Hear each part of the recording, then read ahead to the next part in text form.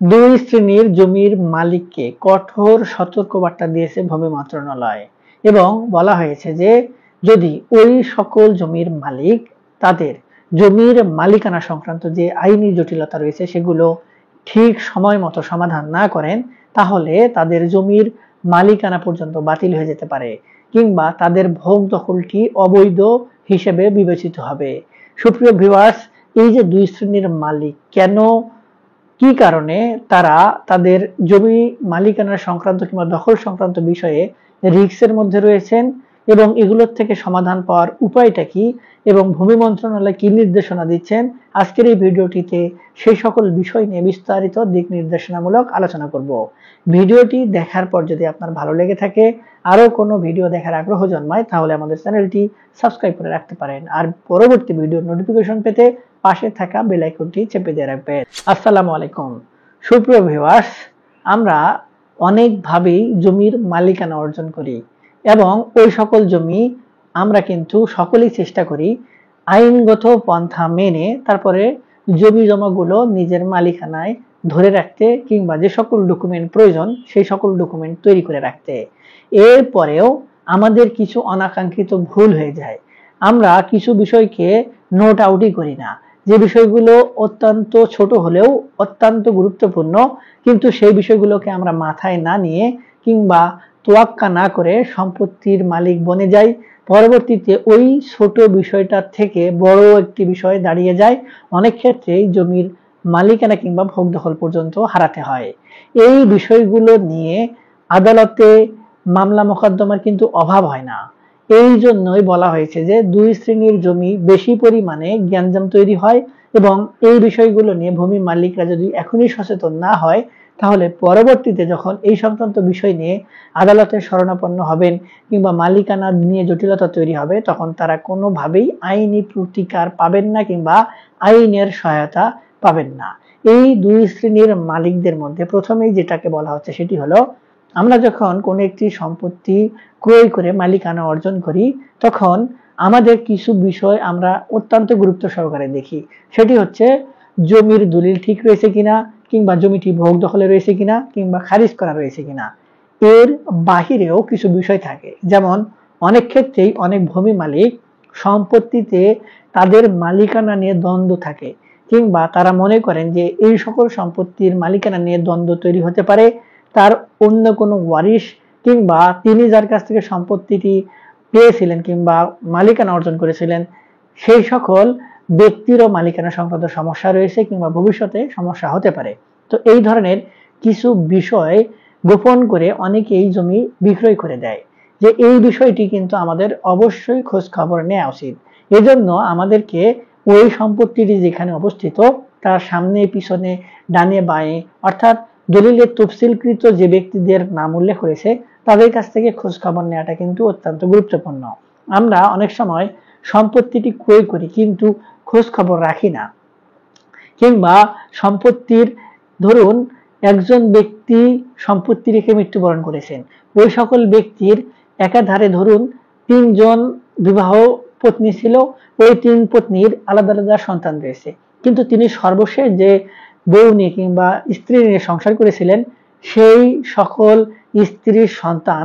শেষ পর্যন্ত তিনি যে সম্পত্তিগুলো ভোগ দখল করেছিলেন সেই সকল সম্পত্তি এই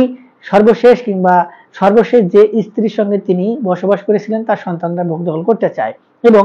আগের সন্তানরা কিংবা আগের স্ত্রীর যে ওয়ারিশগণ রয়েছে তাদেরকে দিতে চায় না। এই বিষয়গুলো অনেক ক্ষেত্রেই কিন্তু ঘটে থাকে এবং যে বিষয়টি হয় যে সর্বশেষ যে ওয়ারিশরা রয়েছে তারা ওয়ারিশান সূত্রে সম্পত্তির মালিকানা অর্জন করে পরবর্তীতে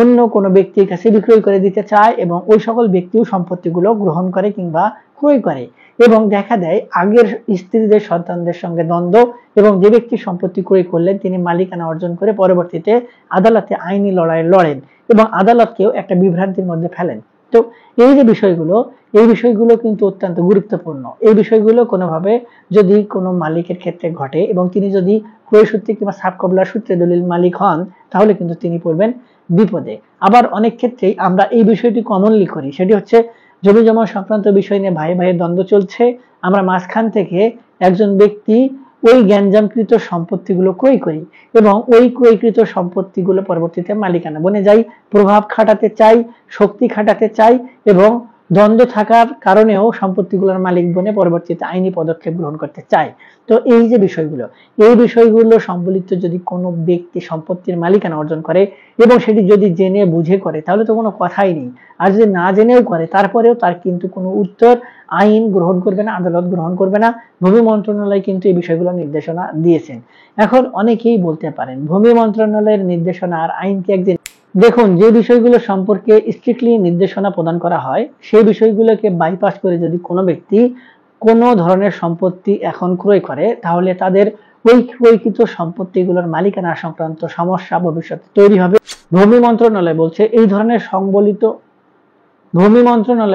এই ধরনের সমস্যা সংবলিত সম্পত্তি যারা ক্রয় করবেন তারা কিন্তু পরবর্তীতে আইনি প্রতিকার পাবেন না, তাদের সম্পত্তির মালিকানা সেটি বাতিল হয়ে যাবে, ভোগ দখল অবৈধ বলে বিবেচিত হবে। এরপরে দ্বিতীয় নম্বরে যে বিষয়টির কথা বলা হয়েছে সেটি হচ্ছে ওয়ারিশান সম্পত্তির ক্ষেত্রে আমরা অনেক সময় সম্পত্তির ভোগ দখলে থাকি, কিন্তু ওই সকল সম্পত্তি নিয়ে পরবর্তীতে খুব দ্রুত সময়ের মধ্যে যে বিষয়গুলো নিয়ে নির্দেশনা প্রদান করা হয়েছে, অর্থাৎ নাম জারি করে হোল্ডিং নম্বর খুলে নিজেদের নামে নামে খাজনা প্রদান করার কথা, কিন্তু আমরা অনেক সময় নিজেদের ওয়ারিশদের মধ্যে বাটোয়ারা দলিল কিংবা বন্টন দলিল তৈরি করি না, যার কারণে পরবর্তীতে ওই সকল সম্পত্তি আমরা নামজারি করতে পারি না কিংবা হোল্ডিং নম্বর খুলে খাজনা প্রদান করতে পারি না। এই জন্য বলা হচ্ছে যে ওয়ারিশান সম্পত্তি নিয়ে যদি কোনো ধরনের সমস্যা থেকে থাকে তাহলে যেন দ্রুতই সেই সকল সমস্যার সমাধান করা হয়। তাছাড়া এই যে সম্পত্তিগুলো, ওই সম্পত্তিগুলোর থেকে সরকার যে রাজস্ব হারাচ্ছে, ভূমি উন্নয়ন কর হারাচ্ছে কিংবা ভবিষ্যতে যে সমস্যাগুলো দেখা দিচ্ছে যে আদালতে পর্যন্ত এই ছোটখাটো বিষয়গুলো গড়াচ্ছে এবং বাটোয়ারার মামলা হচ্ছে, বাটোয়ারার মামলা হলে সকল পক্ষকে যখন আদালতে ডাকা হচ্ছে তখন সকল পক্ষ যাচ্ছে না, যার কারণে আদালতও ঠিক মতো সেই বিষয়গুলোর সমাধান দিতে পারছে না। এতে করে আদালতে যেমন মামলা জট তৈরি হচ্ছে তেমন বিচার কার্যে ব্যাপক পরিমাণে সমস্যা দেখা দিচ্ছে। তো এই যে ওয়ারিশান সম্পত্তি নিয়ে যদি কোনো ধরনের সমস্যা থাকে, অর্থাৎ বাটোয়ারা দলিল তৈরি হচ্ছে না, নামজারি হচ্ছে না কিংবা বাটোয়ারা দলিল ছাড়াই নামজারি হয়ে যাচ্ছে কিংবা হোল্ডিং নম্বর খোলা হচ্ছে না, তো এই ধরনের নানা ধরনের যে অসঙ্গতিগুলো রয়েছে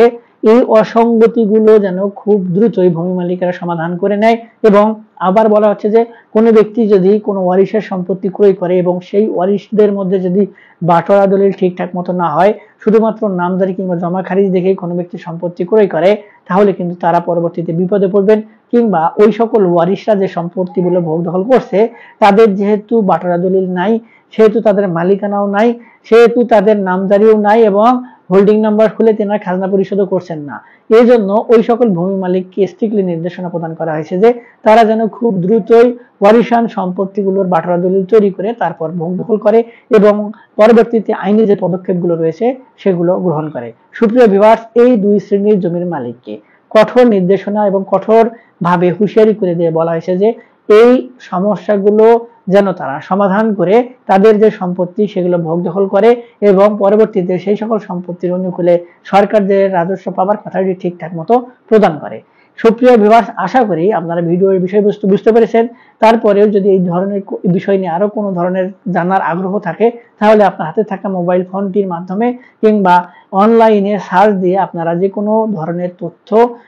পেয়ে যাবেন এবং তারপরেও যদি আপনারা আরো কোনো ধরনের তথ্য পেতে চান তাহলে আমাদের ভিডিও নিচে কমেন্ট বক্স রয়েছে, সেখানে কমেন্টস করবেন, আমরা আপনাদের সহযোগিতা করার চেষ্টা করব। আজকে এই পর্যন্তই, দেখা হবে সামনে নতুন কোনো ভিডিওতে। ততদিন পর্যন্ত ভালো থাকবেন, ধন্যবাদ।